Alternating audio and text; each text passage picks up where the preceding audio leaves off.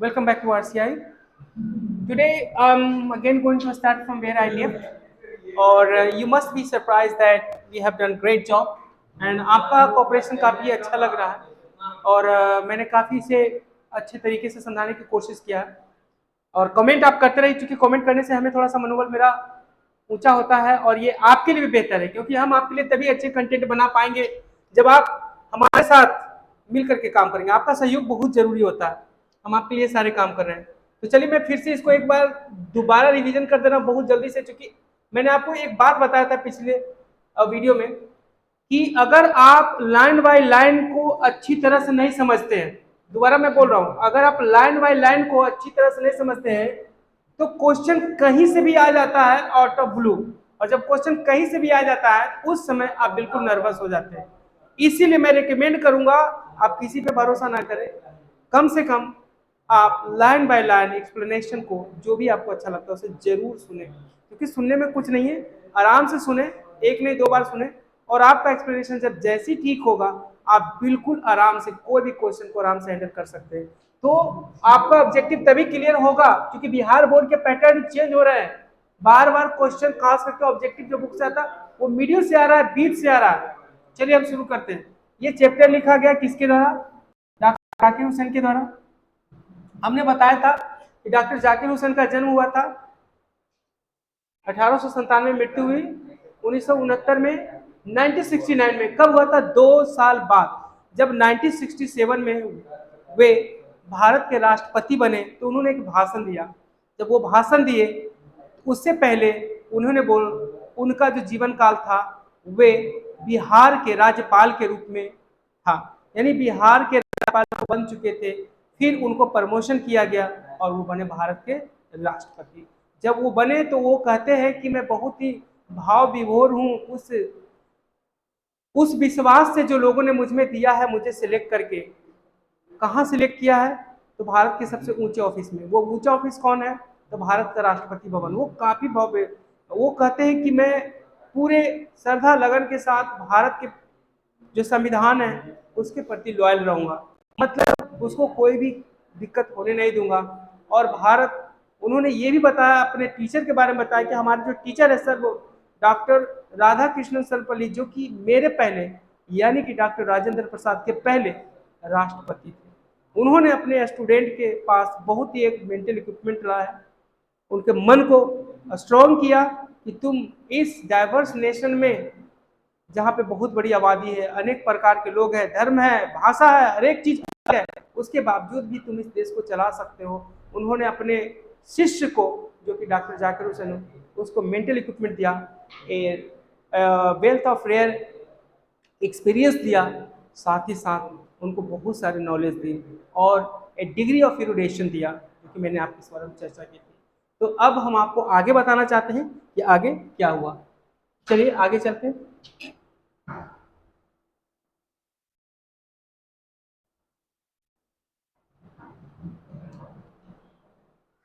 यहां तक बता चुके हैं। तो देखिए कह रहा है इट इज, मतलब यह है हमारा संविधान। इसके बारे में बात कर रहे हैं, हमारे संविधान के बारे में बात कर रहे हैं। वो कहते हैं it is constitution of relatively. देखिए रिलेटिवली का मतलब होता है तुलनात्मक रूप से। अगर हम तुलनात्मक रूप से कहें तो हम कह सकते हैं कि भारत का जो संविधान है तुलनात्मक रूप से कैसा है? न्यू स्टेट, एक नया राज्य है। अब नया राज्य का मतलब मेरे हमारे बहुत सारे स्टूडेंट होंगे कंफ्यूज हो जाएंगे कि भाई नया राज्य भारत कैसे हो गया? भारत तो खुद एक देश है, ये राज्य होने की बात कर रहा है, मुझे समझाइए बढ़िया से, हम आपको समझा रहे हैं। ठीक है, ये क्वेश्चन आपके दिमाग में आएगा। देखिए समझने की कोशिश कीजिए। देखिए राज्य का मतलब क्या होता है? एक ऐसा एरिया जो स्वतंत्र हो, उस पर किसी का शासन नहीं हो, उसके अंदर एक सब्जेक्ट हो, एक राजा हो और प्रजा हो, राजा अपने प्रजा पे शासन करती है, मतलब उसको किसी से लेना देना नहीं, जो कुछ भी डिसीजन लेगा खुद करेगा। ऐसे स्थिति को लोग राज्य कहते थे पहले। तो भारत भी तो ऐसा ही है ना। तो इस दृष्टि से कि भारत के पास एक संविधान है, अपना राजा है और अपना प्रजा है, किसी से लेना देना नहीं है, तो उस प्रकार से भारत क्या हुआ? एक राज्य हुआ, क्योंकि राज्य का मूल डेफिनेशन यही होता है। तो यही कह रहा है कि Bharat it is constitution of comparatively new state, यानी हमारा जो संविधान है वो तुलनात्मक रूप से नया संविधान है। भारत का संविधान पुराना नहीं है। तुलना करें तो नया है, ये बोलना चाहते हैं डॉक्टर जाकिर हुसैन। क्यों नया भैया, और किसको दिया गया है? विच जो इट्स फ्री सिटीजन हैव, कब? For the first time in the history, इतिहास में पहली बार भारत के लोगों ने एक नई संविधान को, एक नए कॉन्स्टिट्यूशन को, संविधान को किसको दिया है? गिवन टू देमसेल्फ, खुद दिया है, मैंने अपने आप को भारतीय लोगों ने खुद ही पहली बार हिस्ट्री में बना के दिया। यानी भारत की जो संविधान है आप सुनेंगे, ये सबसे बड़ा संविधान है, सबसे नया संविधान है, और सबसे बड़ी बात यह है कि बहुत ही कॉम्प्लिकेटेड और बहुत ही सुदृढ़ संविधान है। और ये संविधान जो कि असंभव था, उसको बना करके भारतीय लोगों ने पहली बार हिस्ट्री में अपने आप को दिया। यानी भारत कमजोर नहीं है, यही तो बात है कि इतना कॉम्प्लिकेटेड संविधान को बना देना अपने आप में ही बहुत बड़ी बात है। और यही कहना चाहते हैं हमारे doctor Zakir Hussain. It is young state of ancient people, दोबारा सुनिएगा, it is young state of ancient people, ठीक है, it is young state of ancient people. देखिए ये लाइन जो है बार बार आ जाता है, यंग स्टेट, यहाँ पर खाली कर देगा, खाली स्थान, एंशिएंट पीपल लिख देगा। तो एक एक लाइन समझना अत्यंत जरूरी है स्टूडेंट, है ना। किसको दिया, कब दिया, इन द हिस्ट्री। तो ये सारा चीज एक लाइन आपको गायब कर देगा, dot dot dot fill in the blanks में दे देगा, ऑप्शन दे देगा आपको। तो कृपया करके आप लाइन से समझिए, अगर आप लाइन से नहीं समझेंगे तो आपको बहुत मुश्किल होगी, और बहुत ज्यादा मुश्किल होने के कारण हमारा कोई पर्पस ही नहीं रह पाएगा। तो हम यही समझना चाहते हैं कि आप देखिए इस वीडियो को गौर से देखिए, कमेंट में लिखिए अगर कोई दिक्कत होता है। कहता है इट इज यंग स्टेट, मैंने हमारा जो राज हो यंग है। अब यंग का मतलब क्या होता है, जवान होता है, यानी कि जवान कैसे, अब आगे देखते हैं। ऑफ एंशिएंट पीपल, पुराने लोग, एंशिएंट में प्राचीन होता है, मैंने आपको बताया था इंडियन सिविलाइजेशन कल्चर में भी, ठीक है, कि पुराने लोगों का नया संविधान है, नया राज्य है। एक्चुअली क्या है, गौर से समझिए मेरी बात को, है ना। भारत जब आजाद हुआ, भारत के पास संविधान नहीं था, भारत का संविधान बनाया गया, भारत के लोगों ने बना के पहली बार अपनी हिस्ट्री में अपने आप को दिया, एज ए गिफ्ट दिया, और बहुत कॉम्प्लिकेटेड संविधान है। जब वो अपने आप को दिया स्टूडेंट, तो बनाने वाले जो लोग थे वो एंशिएंट थे, पुराने लोग थे, और उसको शासन कौन कर रहा है, यूज कौन कर रहा है, हम, हमारे बाल बच्चे करेंगे, हमारे पोते पोती करेंगे, नाते नातनी करेंगे। यानी बनाने वाले लोग तो चले गए, महात्मा गांधी बूढ़े हो चले गए, जितने भी लोग आज कोई भी है हमारे हैं फ्रीडम फाइटर है, नहीं बिल्कुल है, तो वो लोग पुराने थे, एंशिएंट थे। लेकिन जो राज्य के लिए संविधान बनाया वो क्या था, यंग, नया। तो वही कर रहे हैं कि पुराने लोगों ने बना दिया नया संविधान नए राज्य के लिए। कैसे, कौन से पुराने लोग, हु थ्रू लॉन्ग मिलेनिया, है ना, through cooperation diverse ethnic element, है ना, लॉन्ग मिलेनिया मैंने सालों 100 साल के मेहनत के बाद उतना बुद्धि इकट्ठा किया था, अपने नॉलेज को इकट्ठा किया उन लोगों ने। कौन, जो हमारे पुराने लोग थे, जिन्होंने नए स्टेट के यंग के लिए नया संविधान बनाया। उन्होंने बहुत सालों तक through cooperation of diverse ethnic element, diverse ethnic element की कॉपरेशन, यानी जो हिंदू था, मुस्लिम की सहायता, क्या सिख था, ईसाई था, सब मिल करके डाइवर्स एलिमेंट को कॉपरेशन के थ्रू, मैंने कोई कुछ रहते हुए, यानी कि अगर आप देखते हो हमारा संविधान, तो हमारे संविधान में तुम सभी लोगों का नाम पाओगे। तो उनको बनाने वाले सिर्फ एक मुस्लिम नहीं थे, एक हिंदू नहीं थे, एक सिख नहीं थे, एक ईसाई नहीं थे, सभी लोगों ने मिलकर के कॉपरेशन से बनाया। और ये कॉपरेशन उन लोगों का था जो पुराने लोग थे, और उन्हीं पुराने लोगों ने हमारे नए संविधान, नए यंग संविधान को जन्म दिया। और उन्होंने सालों तक अपने आप को कॉपरेट करके एक साथ बैठ करके काम किया, तब जाके हमारा संविधान तैयार हुआ। आगे देखते हैं, have striven to realize timeless absolute value in their own peculiar way। देखिए क्या करना चाहते हैं, कहते हैं have striven, striven का मतलब तुम बहुत कोशिश किया, है ना, थोड़ा नहीं, बहुत कोशिश किया। Realise timeless and absolute value, देखो एब्सोल्यूट वैल्यू का मतलब होता है वह वैल्यू जिसकी मान कभी कम ना हो, एब्सोल्यूट वैल्यू, है ना, कौन वैल्यू, एब्सोल्यूट वैल्यू। उन्होंने इस टाइमलेस, टाइमलेस का मतलब इसमें कोई समय नहीं है, कोई भी समय में आप जाओगे तो भारतीय संविधान की वैल्यू कम होने वाली नहीं है। उन्होंने इतना मेहनत किया, इतना मेहनत किया, आज भी हमारा संविधान उतना ही वैलिड है। और भारत की पूरी प्रशासनिक सेवा भारतीय संविधान से चलती है, चाहे वो इंडिया हो कि किसी भी कोने में आप जाइए, चाहे बिहार हो, केरला हो, सभी जगह भारतीय पैनल का भी उपयोग किया जाता है ना, धारा क्या ही उपयोग किया जाता है, ये सारे संविधान से आए हैं। तो वही कहने का मतलब, कितना साल पहले ऐसा हुआ था संविधान बना, आज भी संविधान की वैल्यू कम है, बिल्कुल नहीं कमा, ये बिल्कुल एक जैसा है। वो कहना चाहते हैं, देखो भैया उन्होंने मेहनत करके रियलाइज कर लिया कि आपकी वैल्यू एब्सोल्यूट होगा। अब एब्सोल्यूट वैल्यू क्या होता है थोड़ा समझिए। जैसे कि आप कहते हैं कि ईमानदारी अच्छी नीति है, बताइए 100 साल पहले खराब नीति थी ईमानदारी, बिल्कुल नहीं। यानी 100 साल पे भी पहले बढ़िया थी, आज भी बढ़िया है, और 100 साल बाद या जितने भी फ्यूचर चले जाए सब दिन बढ़िया रहेगा। मेहनत का फल मीठा होता है, आज भी है, कल भी था, परसों भी होगा, और आने वाले करोड़ों साल में भी वही होगा। मैंने कहने का मतलब ये जो शब्द है ये एब्सोल्यूट वैल्यू वाले हैं, मतलब कहने का मतलब है कि इसमें किसी भी प्रकार का इसकी वैल्यू कम होने वाला ही नहीं है। मेहनत का फल मीठा होता है, चाहे मैं हूँ, तुम हो, मैं आऊँ, मैं जाऊँ, धरती से चला जाऊँ, लेकिन ये बात सत्य रहेगा और ये बात एब्सोल्यूट रहेगा, ये कम होने वाला नहीं है किसी भी क्षण में। यानी कि ये वैल्यू इसका क्या हो गया, एब्सोल्यूट हो गया, न कम न बढ़ा, बिल्कुल एक जैसा मान हो गया। तो वही चीज हमारे संविधान का भी हुआ।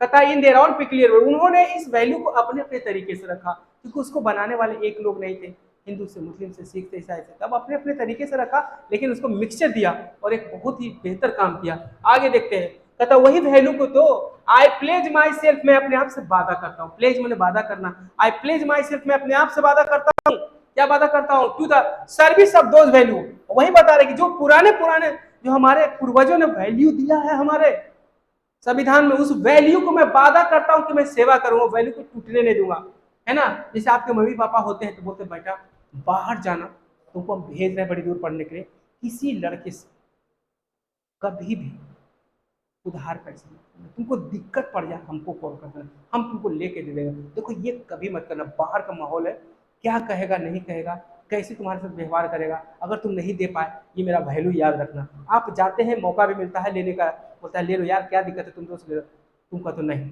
पापा जो बोले हैं मैं उनकी बात को नहीं करूँगा, मुझे पैसे दे तो पापा से कॉल कर, क्या दिक्कत है, फोन पे आया था, फोन पे आया। आपने नहीं लिया, उस दोस्त ने कितना भी कोशिश किया, इसका मतलब क्या हो कि आप उन वैल्यू को मानते हैं। यही वैल्यू होता है जो आपके माँ बाप ने आपको सिखा दिया, उस बात को स्टिक रहना, ये वैल्यू कहलाता है। ठीक है, वही कह रहा है कि जो हमारे पूर्वजों ने वैल्यू दिया हमें इस संविधान को बना करके, हम उसकी सेवा करेंगे।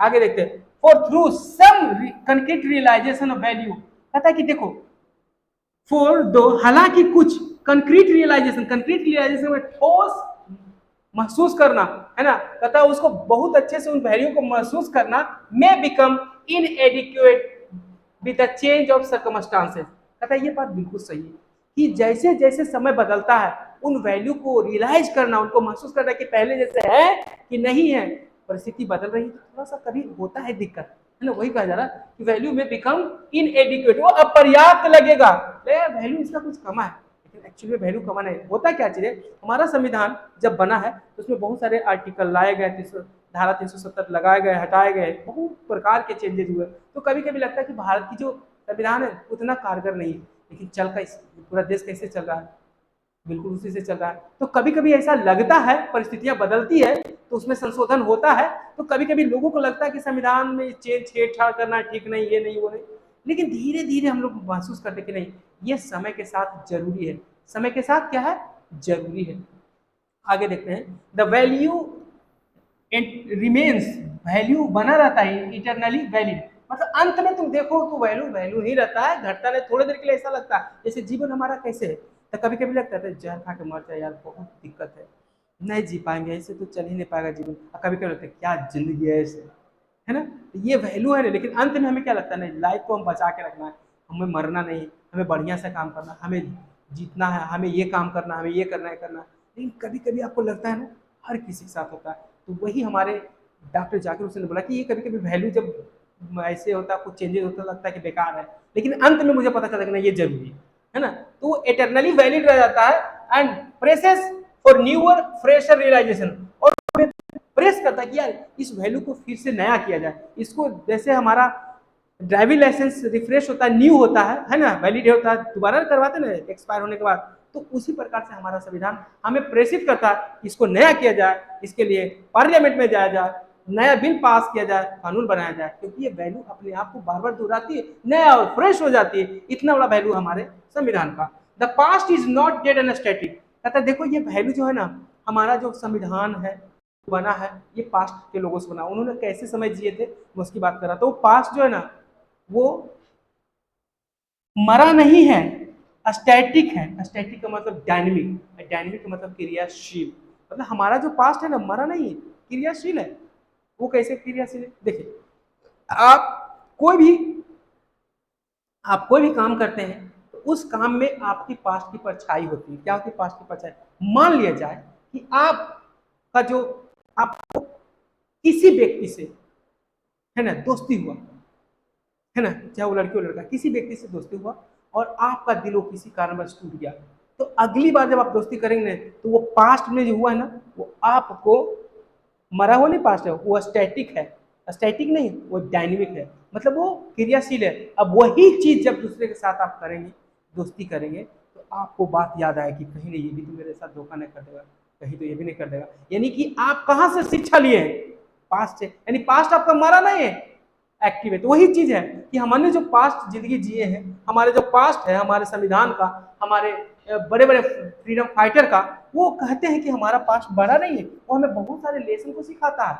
स्टैटिक है, it is alive, dynamic and involve in the determining, और इन बिल्कुल हमारे कार्य में वो इन्वॉल्व है, शामिल है, किस चीज को निर्धारित करने में, in determining the quality of our present. वो आज हमारे प्रेजेंट जो आज इतना अच्छी जिंदगी जी रहा है आजादी का, उसकी क्वालिटी को निर्धारित करने में आज भी हमारा पास्ट जीवित है ना, and the prospect of our future, और हमारे फ्यूचर को, उसका प्रोस्पेक्ट, उसका जो आशा है, उसकी आशा को बहुत बेहतर करता है। आई होप कि आपको अच्छा लग रहा होगा, शेयर और सब्सक्राइब जरूर कीजिए और लाइन बाय लाइन समझने की कोशिश कीजिए अच्छी तरह से, ऐसे नहीं कि बस बोल दिया और आपको आ गया। आपको जहां भी दिक्कत हो मैं आपको लाइन बाय लाइन समझाऊंगा, और मेरा वादा है कि आपको बेहतर तरीके से समझ में बिल्कुल अच्छी तरह समझाऊंगा, और आपका कोऑपरेशन बहुत जरूरी है, ठीक है। मैं जल्दी आप लोग के लिए स्पोकन का भी वीडियो लेके आऊंगा, इसके लिए कार्य हमारा चल रहा है, चलिए कर रहा है। अब क्या कहते हैं, the process of its constant renewal. Renewal मैंने बताया था कि जिस प्रकार से आप ड्राइविंग लाइसेंस को नया करते हैं उसको यूज करने के लिए, उसी प्रकार से कर रहे हैं डॉक्टर जाकिर हुसैन की process of its constant renewal. Constant का मतलब लगातार इसको नया होना, उसका जो प्रोसेस है, Indeed the progress of growth of national culture, culture national character. पता है कि हमारा संविधान में जो चेंज होता है वो इस बात को रिफ्लेक्ट करता है कि देश का कैरेक्टर क्या है, देश का कल्चर क्या है और देश का कैरेक्टर क्या है, नेशनल कैरेक्टर क्या है। यानी कि जो हमारे संविधान में चेंज होता है वो चेंज दिखता है। अगर आप एक अच्छे व्यक्ति बनिएगा तो आपको व्यवहार में वो दिखेगा चेंज, अगर आप एक सच्चे व्यक्ति हैं तो आपके बातों में दिखेगा वो चेंज, अगर आप बुरे हैं तो आपके बात व्यवहार में दिखेगा। उसी प्रकार से देश का जो संविधान है उस संविधान में दिखता है कि देश का कैरेक्टर क्या है और देश किस प्रकार से प्रोग्रेस कर रहा है, कैसा प्रोग्रेस चल रहा है। और ये हम कैसे देख पाते हैं? संविधान के थ्रू, संविधान में जो चेंज हो रहा है उसके थ्रू देख पाते हैं। और क्या कहते हैं आगे देखिए, it is business of education. तथा संविधान में चेंज कोई आम बात नहीं है, पढ़े लिखे लोग, बेहतर लोग सोच समझ के ही कर सकते हैं, ऐसा नहीं होता कि कोई भी जाकर तो उससे चेंज कर दिया। पता ये जो चेंज है it is business of education, education का काम है। अगर इच्छा नहीं होगी तो संविधान में बेहतर चेंज नहीं होगा, देश बेहतर नहीं होगा। देश को चलाने के लिए शिक्षा की जरूरत होती है और शिक्षा ही सबसे बड़ा चेंज ला सकता है। आज जो पढ़ रहे हैं अपने आप को बदलने के लिए, तो सोचिए जो उनको बनाने वाले होंगे तो वो कितने विद्वान होंगे तभी तो इतना बना पाए। एज आई सी, जैसा कि मैं देखता हूं, to minister this constant renewal. अब मिनिस्टर का मतलब होता है देखभाल करना, याद रखिएगा, मिनिस्टर में यहाँ मंत्री नहीं हुआ। To minister this constant renewal, जो लगातार संविधान में चेंज हो रहा है उसको मैं देख रहा हूँ, रिन्यूअल कर रहा हूँ, उसको रिव्यू कर रहा है। देखिए राष्ट्रपति का काम क्या होता है, कोई भी अगर मान लिया जाए संविधान में संशोधन होता है तो उसको अंतिम बार वही साइन करता है, वही फाइनल करता है। और उसी ऑफिस में आज कौन पहुंचे हुए हैं बताइए?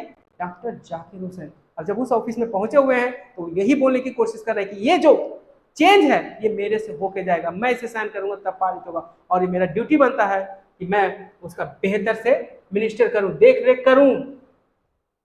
कहता आई मे बी फॉरगिवन, मुझे माफ कर दिया जाए, किस लिए? That my choice to this high office has mainly if not entirely been made on account of long association with the education of the people। उनका कहना है कि भैया देखो आप ना हो सके थोड़ा देर के लिए अगर किसी लोग को बुरा लगता है तो मुझे माफ कर दीजिए। जानते हैं क्यों माफ कर दीजिए? मुझे माफ कर दीजिए इसीलिए क्योंकि शायद जो मेरा चॉइस है इस सबसे बड़े ऑफिस का, और दूसरे लोग भी चाहते होंगे, उनको नहीं, इलेक्शन में उनको काम मिला, वो नहीं जीत पाए, तो हो सकता है कि वो नहीं जीत पाए, लेकिन उनको लग रहा होगा कि ये क्यों इस बड़े से ऑफिस में आ गया, शायद कोई कारण होगा, शायद ये लालच करते होंगे। लेकिन मैं उनको बताना चाहता हूँ कि मेरा जो मानना है कि मैंने इस नए बड़े ऑफिस को इसलिए नहीं चुना है क्योंकि मैं राष्ट्रपति बनना, मैंने इसलिए चुना है, इस बेसिस पे चुना है कि मेरा लंबे समय से लोगों के शिक्षा के साथ संबंध रहा है। और जब लोगों के साथ, शिक्षा के साथ संबंध रहा है, यानी कि अगर मैं एक क्लास में जाता हूँ तो 10 बच्चों को पढ़ाऊंगा, 20, 25, 50, 100 पढ़ाऊंगा। चलो अगर मैं खान सर हो गया तो 5,000 पढ़ा लूंगा। लेकिन अगर देश को पढ़ाना है तो क्या राष्ट्रपति भवन कम है? राष्ट्रपति भवन से ही, क्योंकि अगर मैं राष्ट्रपति का पद पा लिया तो पूरा देश को मैं बातें कर सकता हूँ, देश को पढ़ा सकता हूँ, यानी देश की जो क्वालिटी ऑफ एजुकेशन है उसको इंप्रूव कर सकता है। इसी कारण से मैंने चुना है, इसलिए मुझे गलत मत मानिएगा, वो कहना चाहते हैं, ठीक है। आई मेंटेन, मैं इस बात को मानता हूं कि education is prime instrument of the national purpose. ये लाइन बार बार आता है मेरे दोस्त, ये याद रखिएगा। What is education? Education is the prime instrument, ये याद रखिएगा, प्राइम इंस्ट्रूमेंट। तो बिल्कुल एक नंबर आपको एकदम रखा है ये। आई मेंटेन, मैं इस बात को अभी भी मानता हूँ, एजुकेशन का उद्देश्य प्राइम इंस्ट्रूमेंट, इंस्ट्रूमेंट में यंत्र होता है, यहाँ पे वेपन भी बोल सकते हैं। The national purpose and quality of education is inescapable, involved in the quality of nation। उनका कहना है कि देखिए, अभी भी मैं मानता हूं, है ना, कि देश को चलाने का, देश की क्वालिटी का पर्पस को अगर बेहतर करना है तो उसको एक ही काम कर सकता है, वो एक इंस्ट्रूमेंट चाहिए। वो इंस्ट्रूमेंट कोई नहीं बल्कि शिक्षा है। और मैं आज भी मानता हूं, और अगर शिक्षा की क्वालिटी बेहतर रही तो देश की भी, नेशन की भी क्वालिटी बच नहीं सकती। बेहतर होने से, इनएस्केपेबली का मतलब होता नहीं बचना, है ना। आई होप क्लियर होगा। चलिए आगे चलते हैं। I therefore pledge my self, इसीलिए मैं अपने आप से वादा करता हूँ। प्लेज, प्लेज का मतलब वादा करना, इसलिए मैं अपने आप से वादा करता हूँ। किस चीज के लिए? To the loyalty of the past culture, past culture की लॉयल्टी के लिए। लॉयल्टी का मतलब होता है पास्ट कल्चर की लॉयल्टी, मतलब जो हमारा पास्ट कल्चर है हम उसके प्रति वफादार रहेंगे, मतलब उसको टूटने नहीं देंगे, वो कहना चाहते हैं। अब ये पास्ट कल्चर कहां से आया है? From wherever, from where so ever it may have come. कहते कि हमको नहीं पता कि कहां से आया है, क्योंकि हमारे पहले भी तो पूर्वज थे, वह उनका कल्चर होगा तो उनके कल्चर से आया। मैं नहीं जानता कि किनके कल्चर से आया, लेकिन मैं इतना जानता हूं कि भारत का कल्चर है। वो कहते किन से भी आया हो, by whom so ever it may have been contributed, और किसी ने भी इसको बनाया हो, I pledge my self to the service of totality to the country culture. और देश का जो कल्चर है उसका संपूर्णता की रक्षा करने के लिए, उस पर लॉयल होने के लिए, उस पर मैं प्लेज करता हूं कि मैं उसके प्रति हमेशा वफादार रहूंगा। I pledge my self loyalty to the country, और साथ ही साथ देश के प्रति भी गद्दारी नहीं करूंगा। वो दो जगह पर प्लेज शब्द का प्रयोग करते हैं। इरेस्पेक्टिव ऑफ रिलीजन, चाहे कोई भी धर्म हो, बहुत ही अच्छा वर्ड मीनिंग इरेस्पेक्टिव ऑफ, माने धर्म के अलावा, माने इरेस्पेक्टिव ऑफ रिलीजन, चाहे कोई भी धर्म हो, इरेस्पेक्टिव ऑफ लैंग्वेज, चाहे कोई भी भाषा हो। I pledge my self to work, मैं अपने आप से वादा करता हूं कि काम करूंगा। किसके लिए? फॉर इट्स स्ट्रेंथ, मैं इसकी ताकत के लिए काम करूंगा, यानी देश की ताकत के लिए काम करूंगा। ये उनका सीधा कहने का मतलब है, स्टूडेंट देखिए समझने की कोशिश की। उनका कहने का मतलब है भैया मैं मुस्लिम हूं, इसका मतलब ये नहीं कि मैं कोई पक्ष लूंगा। उनका कहना कि चाहे कोई भी धर्म के लोग हो, चाहे कोई भी भाषा के लोग हो, मैं वादा करता हूँ भाई, वादा करता हूँ भी अपने आप से, हमें कोई बोला नहीं है। मैं वादा करता हूँ अपने आप से कि मैं काम करूंगा इसके स्ट्रेंथ के लिए, कोई भी हो उसके स्ट्रेंथ के लिए काम करूंगा, मजबूत बनाना, and progress for the welfare of its people. Its people का मतलब होगा यहाँ के लोग, तो हमारे देश के जो लोग हैं उसके वेलफेयर के लिए। वेलफेयर का मतलब होता है जन कल्याण, उनके लिए मैं काम करूंगा विदाउट डिस्टिंक्शन। अब यहाँ पर यही चीज है, रिस्पेक्टिव ऑफ डिस्टिंक्शन ऑफ, ये सिनोनिम्स है, ठीक है। इसका मतलब हुआ चाहे कोई भी कास्ट के लोग हो, चाहे कोई भी कलर हो, चाहे कोई भी धर्म हो, हमें उससे कोई मतलब नहीं है, हमें उनके प्रोग्रेस के लिए काम करना है। The whole Bihar, the whole Bharat is my home. अब देखो क्या बात को चेंज कर रहे हैं कि पूरा इंडिया नहीं, पूरा भारत हमारा घर है। देखिए यहीं से भारत जो मेक इन भारत आया है, तो पूरा भारत मेरा घर है। एंड इट्स पीपल, जो भारत के लोग हैं, आर माई फैमिली, मेरे परिवार है। और मैं क्या हूं? द पीपल हैव चूजन, लोगों ने चुना है किसको बनाने के लिए? टू मेक मी, क्या बनाने के लिए? The head of family. कितने दिनों के लिए? सर्टेन टाइम, यानी कि कोई भी राष्ट्रपति बनता है, प्रधानमंत्री बनता है तो 5 सालों के लिए, एक निश्चित समय के लिए होता है। तो वही कह रहे हैं कि यहाँ के जो लोग हैं हमारे फैमिली है, भारत देश है, उन लोगों ने मुझे चुन लिया है, भारत का प्रधान पद के लिए चुन लिया है, जो कि राष्ट्रपति का होता है। और कितने दिन के लिए चुना है? एक सर्टेन टाइम के लिए चुना है। I shall be, it shall be my earnest endeavour. देखिए बहुत अच्छा मीनिंग है, अर्नेस्ट एंडवर। देखिए ये तो मीनिंग आपको इसमें भी है, एंडवर का मीनिंग आप बिल्कुल लिख के 10 बार देख लीजिएगा, है ना, 2-3 बार लिख के देख लीजिए, क्योंकि ये जो रॉन्ग मीनिंग होता है उसमें सिलेक्ट करने के लिए आता है। 4 मीनिंग के बीच में एक नया करेक्ट मीनिंग रहता है, करेक्ट को छांटने के लिए आता है। तो कह रहा है कि I it shall be my earnest endeavour. Earnest का मतलब था ऑनेस्ट, ये मेरा ऑनेस्ट प्रयास रहेगा, मैं पूरा ऑनेस्टली प्रयास करूंगा। किस लिए? टू सीक टू मेक, मैंने इच्छा करने के लिए कि मैं इस घर को जहां का मैं बना हूं मुखिया, उसको क्या बनाऊंगा? स्ट्रॉन्ग। उसको क्या बनाऊंगा? ब्यूटीफुल। और किस योग बनाऊंगा? ए वर्दी होम फॉर ग्रेट पीपल, और उन लोगों के लिए एक रहने का घर बनाऊंगा। वर्दी, वर्दी मैंने योग्य होता है ना, वर्दी। देखो वर्दी का मतलब होता है युग। आप जब पहनोगे ना आपके वर्दी, तो आपके पापा से मेरा बेटा बन गया वर्दी, और अनवर्दी मैंने तो नालायक। अब वर्दी पहन लिया तो क्या बन गया? लायक। तो वर्दी। तो कहता है ए वर्दी होम, एक लायक घर बनाऊंगा। किसके लिए? Great people engage in this fantastic fascinating task of building up just and prosperous and graceful life. कहता उन लोगों के लिए बनाऊंगा जो इंगेज हैं, और ग्रेट लोग जो इंगेज थे, है ना, क्योंकि महात्मा गांधी ने जब देश को आजाद करवाया तो उनका सपना था, वो हमारे इस काम में इंगेज थे कि भारत को बेहतर बनाना है। वो तो नहीं रहे, लेकिन उसी काम को मैं आगे बढ़ाऊंगा, और उन ग्रेट लोगों के लिए जो इंगेज थे भारत इस टास्क में कि भारत को एक सुखी संपन्न और बेहतर राष्ट्र बनाना है, उसके जीवन को सजाना है, तो उस काम को मैं आगे बढ़ाने का प्रयत्न करूंगा। यही उनका कहना है, यही उनका कहना है। कह रहे हैं उनका, देखिए क्या कहना है, बिल्कुल उनका कहना है द फैमिली इज बिग, यानी भारत जो हमारा जो फैमिली है, जनसंख्या बढ़ रहा है, निश्चित है, ऑब्वियसली उसकी फैमिली तो बड़ी होती जाए, उनको भी पता था, उसमें भी जनसंख्या बढ़ रहा था, ऐसा थोड़ी नहीं था कि नहीं था। तो family is big and constantly growing. Constantly का मतलब था कॉन्स्टेंटली, लगातार एक पेज से बढ़ता जा रहा है भारत की जनसंख्या। और किस प्रकार से बढ़ता जा रहा है student? At the rather inconvenient fast page, मतलब जिस प्रकार से बढ़ता जा रहा है इनकन्वीनियंट, ये परेशानी का कारण भी है, क्योंकि ज्यादा जनसंख्या तो बढ़ रहा है, लेकिन हर एक जो रिसोर्सेस है कमाने का, खाने का, शिक्षा का, है ना, ये सब चीजें थोड़ा अनबैलेंस हो रहा है। क्योंकि जब आप 10 लोगों का खाना आपके पास है, 20 लोग आ जाएंगे तो क्या हो जाएगा? बैलेंस तो बिगड़ेगा ही बिगड़ेगा। तो वो कह रहे हैं कि भैया जो भारत है ना, वहां पर जनसंख्या बढ़ रहा है और ज्यादा तेजी से बढ़ रहा है। We shall each one of us have participate unsparingly, बिना बचे हुए, in the building of new life।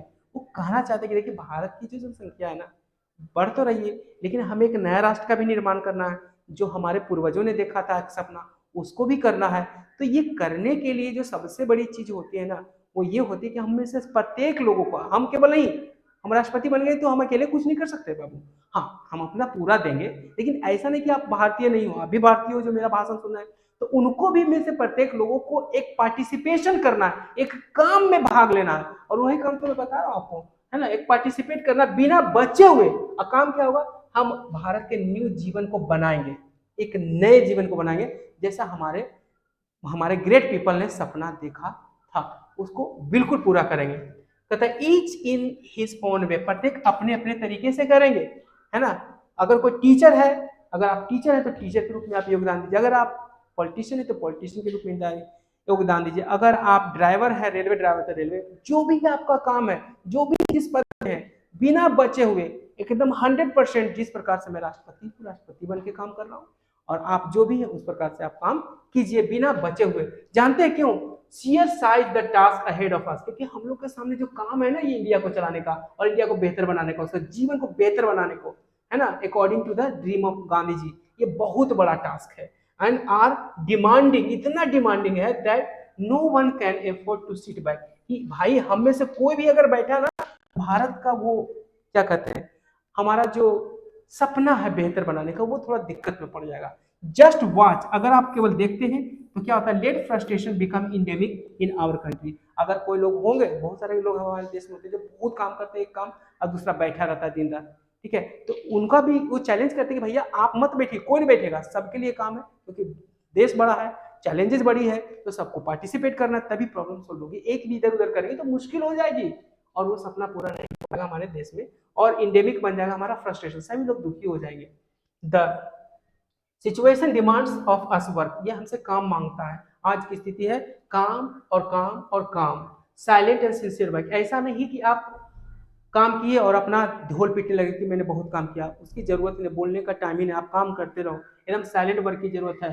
Solid and steady reconstruction of the whole material. इस प्रकार से पूरे मटेरियल जो चाहिए देश को बेहतर बनाने के लिए वो हमें मिलता है। And the culture life of the people, और हमारे देश का कल्चर जिसकी हम बात कर रहे हैं, जिसके लिए हमने प्लेज लिया है कि मैं इसे रक्षा करूंगा, वो हमारा कल्चर मटेरियल बन जाएगा। तो अगर सभी लोग इसमें पार्टिसिपेट करते हैं तभी ये संभव है। इसी के साथ मैं अपनी वाणी को विराम देना चाहूंगा और आपसे ये कहूंगा कि इस चैनल को सब्सक्राइब कीजिए और साथ ही साथ आप कमेंट कीजिए कि हमारा आपको पढ़ाने का तरीका कैसा लग रहा है, कुछ चेंजेस चाहिए तो भी बताइए। Thank you very much.